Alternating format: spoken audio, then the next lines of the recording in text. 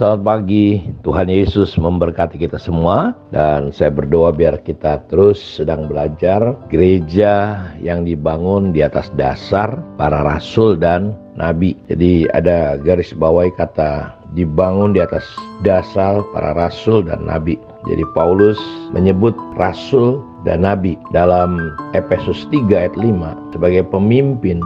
Ini penting sekali, rasul dan nabi sebagai fondasi gereja, fondasi yang seharusnya diletakkan karena untuk menjadi keluarga dan kerajaan Allah, menjadi gereja yang bisa bagaikan bangunan yang tersusun rapih.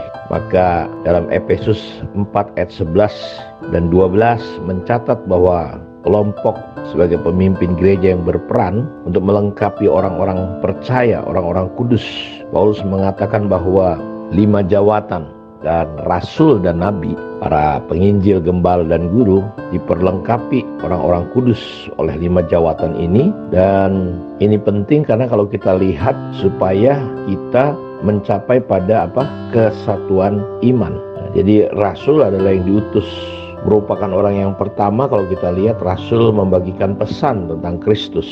Para nabi termasuk ada dalam perjanjian lama. Kita nggak asing dengan para nabi yang berbicara atas nama Tuhan, menentukan turun naiknya raja. Mereka berbicara atas nama Tuhan, dan kita tahu persis bagaimana kalau kita perhatikan di perjanjian lama para nabi bergerak. Dan 2 jawatan ini yang menjadi landasan, dan ini unik sekali di perjanjian baru ini. Paulus mengingatkan bahwa Kristus sebagai batu penjurunya. Jadi batu penjuru adalah batu pertama yang digunakan untuk mendirikan sebuah bangunan. Jadi para rasul dan nabi adalah fondasinya, tapi Yesus sebagai batu yang pertama atau batu penjuru untuk memulai gereja, untuk memperluas. Karena itu dalam seluruh Alkitab, dalam kitab suci, bahwa rasul lah yang pertama mendirikan dan membangun, memperluas kerajaan Allah pada masa gereja mula-mula kita lihat. Karena itu 5 jawatan ini fungsinya adalah untuk memperlengkapi orang-orang kudus untuk sampai pada kesatuan iman, tingkat pengetahuan yang benar tentang anak Allah.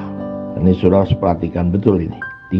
Jadi tingkat pemahaman kita perlu terus sampai pada pemahaman yang benar.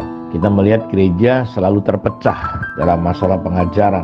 Gereja punya persoalan, punya masalah di sini, bahwa kalaupun itu terjadi, dan mungkinkah kita melihat bahwa gereja tidak sampai seperti apa yang Tuhan inginkan ini terjadi karena jawatan rasul dan nabi tidak berfungsi, tidak dibiarkan bekerja. Karena kita berpikir rasul dan nabi itu mungkin sudah tidak ada lagi. Karena itu saya percaya bahwa inilah saatnya gereja belajar untuk mengizinkan dan membiarkan 2 jawatan ini dikembangkan di dalam gereja, dan diberi ruang, diberi tempat untuk 2 jawatan ini boleh bekerja. Jadi kita membutuhkan yang namanya jawatan rasul dan nabi di dalam gereja Tuhan. Kalau kita perhatikan di sini, rapi tersusun dalam ayat 21. Jadi keharmonisan kehidupan bergereja bukan hanya bangunan organisasi yang dirancang oleh tangan manusia, tapi harus didasarkan pada rancangan bangunan Yesus Kristus sendiri. Dan rasul, dia memahami betul blueprint, karena dia dimuridkan oleh Yesus selama 3,5 tahun para rasul ini.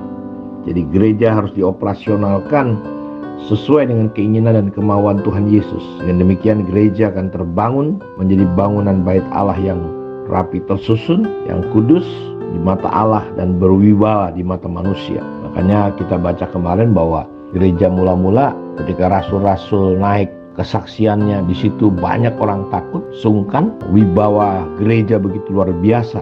Jadi kita bertanggung jawab ini Bapak Ibu untuk melihat bagaimana gereja Tuhan boleh kembali beroperasi lebih dahsyat daripada gereja yang mula-mula. Segala tembok pemisah yang ada di antara kita perlu dihancurkan. Tidak seperti yang sekarang, gereja terblok-blok. Semua kesenjangan gereja tidak boleh menjadi gereja yang hanya terikat dengan satu suku, tapi kita adalah semua suku. Karena semua sudah jembatani, sudah dirubuhkan segala tembok pemisah lewat kematian Kristus.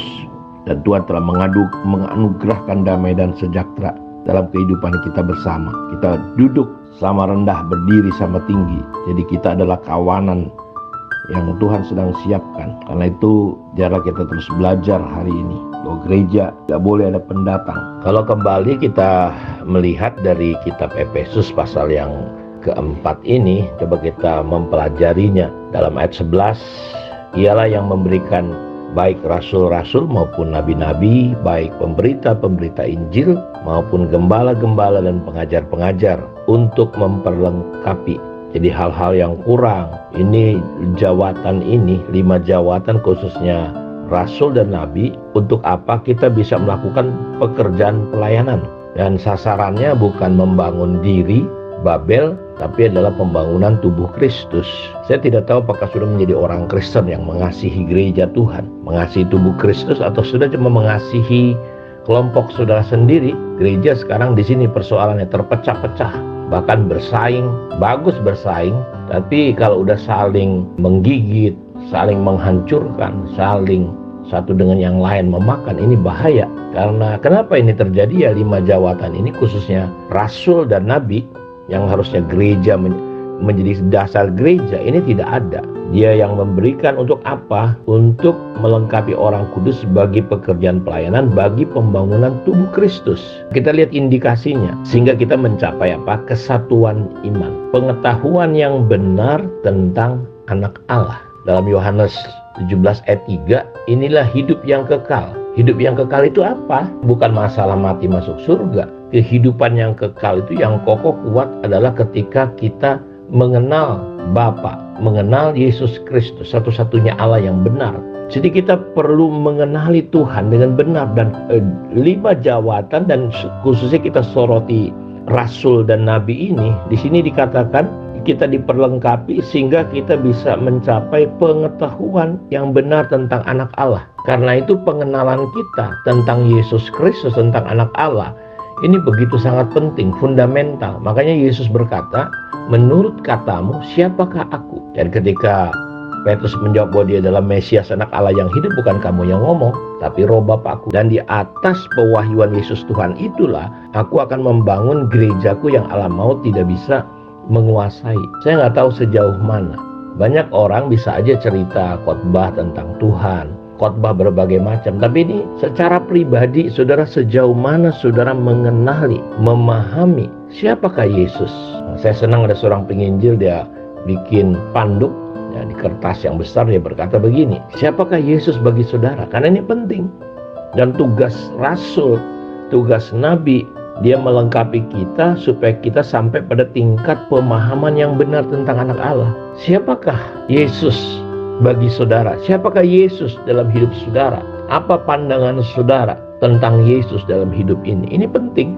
Pandangan kita ini yang akan membuat kita bisa memahami gereja.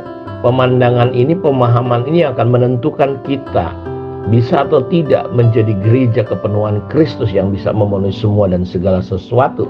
Umatku binasa karena tidak mengenal Allah. Karena itu mau nggak mau, suka nggak suka, kita ketika bergereja, kita perlu belajar bukan hanya sampai pada titik nyanyi-nyanyi lagu rohani, datang, duduk, happy-happy, senang-senang. Tapi saudara, memang mau nggak mau kita harus belajar. Kita harus diajar sehingga kita bisa sampai pada tingkat pengertian yang benar tentang anak Allah. Firman Tuhan itulah yang akan menolong kita. Karena Allah mempercayakan dirinya. Karena firman adalah Allah sendiri.